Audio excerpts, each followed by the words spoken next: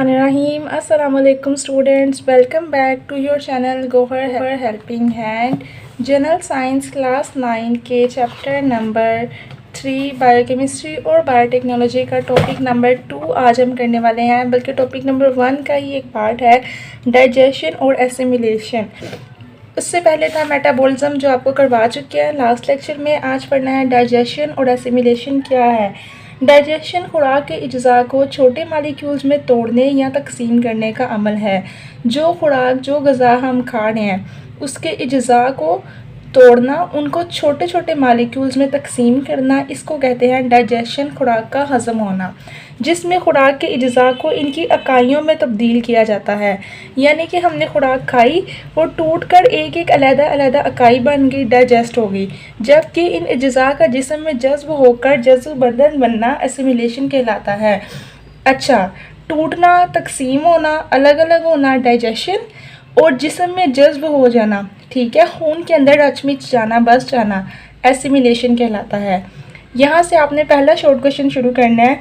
खुराक के अज्जा, ठीक है, खुराक के अज्जा का जिस्म में जज्ब होकर जज्ब बदन बनना एसिमिलेशन कहलाता है। यहाँ से यहाँ तक और आगे ये एक लाइन यहाँ पे आप लिख लें जी क्वेश्चन। एसिमिलेशन के ऊपर क्वेश्चन मार्क लगा लें कि एसिमिलेशन किसे कहते हैं, जिसका जवाब है खुराक के अज्जा का जिस्म में जज्ब होकर जज्ब बदन बनना एसिमिलेशन कहलाता है।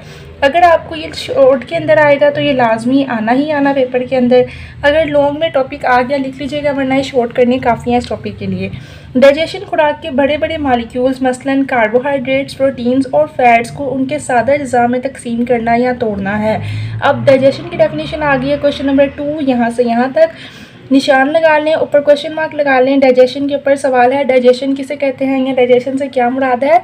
खुराक के बड़े बड़े मालिक्यूल्स, बड़े बड़े मालिक्यूल्स कौन से होते हैं। कार्बोहाइड्रेट एक बहुत बड़ा मालिक्यूल्स होता है चावलों का, प्रोटीन्स जो है वो गोश्त का एक बड़ा मालिक्यूल है, फैट्स जो है वो मीठे का एक बड़ा मालिक्यूल है, ठीक है। हर खुराक के बड़े मालिक्यूल्स होते हैं, उनका टूटना और सादा अज्जा में छोटे छोटे अज्जा में तकसीम होना डाइजेशन होता है। हमने चावल खाए, वो टूट के कार्बोहाइड्रेट्स टूट के छोटे अज्जा में तब्दील हुए, हज़म हो गए, डाइजेशन हो गई। हमने गोश्त खाया, प्रोटीन्स थी, वो टूट के छोटे अज्जा में तकसीम हो गई तो डाइजेशन हो गई। हमने मीठा खाया, उसमें फ़ैट्स थे, वो टूट के छोटे अज्जा में तकसीम हुए और डाइजेशन हो गई। अगर वो खून में शामिल हो जाएं, जिस्म में जज्ब हो जाएं, ठीक है, जिस्म में जज्ब होना, जज्ब बदन बनना एसिमिलेशन, और टूटकर सादा अज्जा में तकसीम होना डाइजेशन। ये दो डेफिनेशन आपकी यहाँ से यहाँ तक आ गई हैं। पहला सवाल है एसिमिलेशन से क्या मुराद है, जिसका जवाब यहाँ से यहाँ तक है। दूसरा सवाल है डाइजेशन से क्या मुराद है, जिसका जवाब यहाँ से यहाँ तक है। आगे पढ़ लेते हैं। जो कि जानदार बाद में ज़रूरी मालिक्यूल्स बनाने के लिए इस्तेमाल करते हैं, किनको, ये जो सादा अज्जा होते हैं ना, इनसे बाद में ज़रूरी मालिक्यूल्स बनते हैं। इसके बाद हाजमे के प्रोडक्ट्स जानवरों के सेल में जज्ब हो जाते हैं और नया प्रोटोप्लाज्म बनाने या एनर्जी मुहैया करने में इस्तेमाल होते हैं। जानवरों के नहीं, यहाँ पे जानदारों के आना था, उन्होंने गलती से जानवरों के लिख दिया है। जानदारों के सेल में जज्ब हो जाते हैं। सेल होता है ना, आपको पता है हर इंसान एक सेल से मिलकर बना है, बहुत सारे सेल्स, लाखों करोड़ों अरबों सेल्स मिलते हैं और एक जानदार बनता है। तो सेल्स के अंदर ना एक बेरंग मादा होता है, एक लिक्विड पानी टाइप जो है ना वो बह रहा होता है, जिसे हम कहते हैं, इसके ऊपर लिख लें बेरंग मादा, जिसे हम कहते हैं प्रोटोप्लाज्म। इस पूरे टॉपिक में आपके लिए ये लफ्ज़ नया था। प्रोटोप्लाज्म क्या होता है, इंसानों के अंदर सारे इंसान जो है अरबों खरबों सेल्स से मिलकर बनते हैं। छोटे छोटे डॉट्स होते हैं जिन्हें हम कहते हैं सेल्स, उनसे मिलकर इंसान बनते हैं। तो सेल के अंदर प्रोटोप्लाज्म होता है, पानी होता है बेरंग कलर का, जिसका कोई कलर नहीं होता, जिससे एनर्जी बनती है, उसे कहते हैं प्रोटोप्लाज्म। इन सारी बातों का ताल्लुक नहीं था, लॉन्ग के अंदर ये क्वेश्चन करने की ज़रूरत नहीं है आपको। मेरा नहीं ख्याल इतना ज़्यादा कोई इंपॉर्टेंट है। जो बच्चे टॉपर हैं सारे टॉपिक्स कर रहे हैं, कोई नहीं छोड़े वो कर लें, लेकिन बाकी बच्चों ने इसके अंदर तकरीबन सिर्फ 2 शॉर्ट करने हैं। एक है एसिमिलेशन से क्या मुराद है, यहाँ से एक लाइन और यहाँ से यहाँ तक। दूसरा है डाइजेशन से क्या मुराद है, यहाँ से यहाँ तक।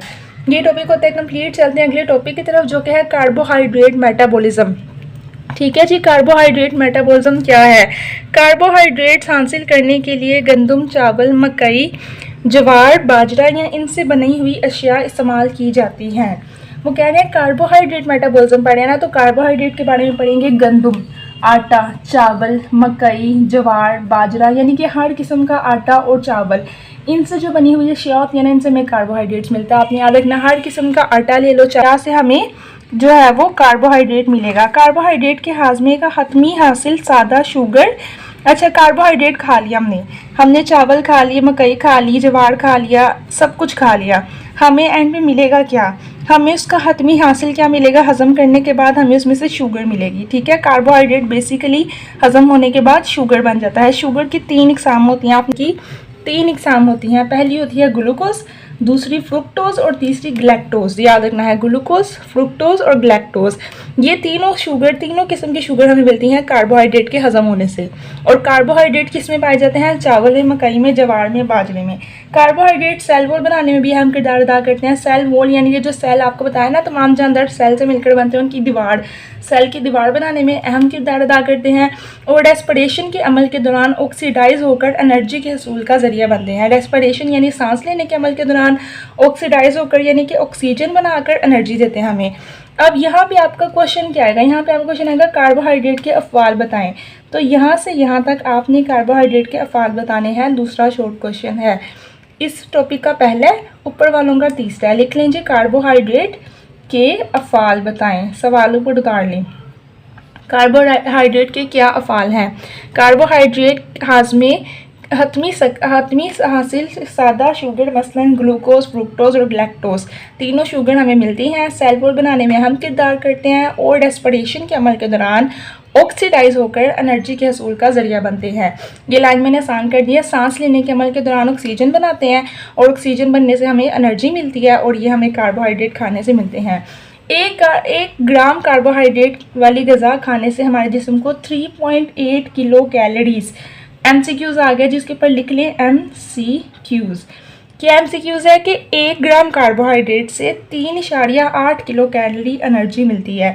ये खुराक हासिल करने का सबसे सस्ता जरिया है। चावल आटा तो हर कोई अफोर्ड कर सका है, कार्बोहाइड्रेट भी उससे मिल जाते हैं और आसानी से जिस्म को एनर्जी भी पहुंचा देते हैं। जितनी मर्जी भूख लगी आप ये इनमें से कोई चीज़ खा लें, कार्बोहाइड्रेट वाली, आपकी भूख खत्म हो जाती है, एनर्जी आ जाती है। अगर जिस्म में कार्बोहाइड्रेट की ज़्यादती हो जाए, हाँ ये नुकसान है। कार्बोहाइड्रेट की ज़्यादती से क्या होता है? दूसरा शॉर्ट क्वेश्चन, उसका नुकसान क्या? कार्बोहाइड्रेट की ज़्यादती होने से जिगर और मसल्स में ग्लाइकोजन की सूरत में जमा हो जाता है, यानी कि चर्बी की सूरत में। ग्लाइकोजन ना एक चर्बी है, ठीक है, तो आपने याद रखना है, ग्लाइकोजन के नीचे लिख लें। अगर कार्बोहाइड्रेट बहुत ज़्यादा खा लें, एक बंदे ने हद ही कर दिया चावल की, आटे की, खा खा के वो डज गया, तो उसके जिगर के ऊपर और मसल्स के अंदर, ठीक है, ग्लाइकोजन की सूरत में जमा हो जाते हैं कार्बोहाइड्रेट, यानी कि चर्बी बना लेते हैं। फिर उसको वो फेफड़ों में, गुर्दों में भी आवाज़ औकात ये चर्बी बना देते हैं। अगर ज़्यादा तादाद में खा लीजिए, बहुत मुनासिब मिकदार में खाने चाहिए, लेकिन बहुत लाजमी खाने चाहिए। ये 2 टॉपिक आपके आज के इस वीडियो में कवर हो गए हैं। कल हमने करने हैं नेक्स्ट टॉपिक फैट्स मेटाबॉलिज्म और प्रोटीन मेटाबॉलिज्म, दोनों इकट्ठे। चैनल को सब्सक्राइब करें। गोहर हेल्पिंग हैंड, जो स्टूडेंट सीरियस हैं, स्टडी करना चाह रहे हैं, ये बुक मेरे साथ ख़त्म करना चाह रहे हैं, अपने अपने नाम और क्लास सेक्शन के साथ, स्कूल के साथ कमेंट सेक्शन में लिखवा दें, ताकि मुझे पता हो कि ये बैच है, मुझसे ये स्टूडेंट स्टडी कर रहे हैं। शुक्रिया। चैनल को सब्सक्राइब करें, वीडियो को लाइक करें। Gohar helping hand.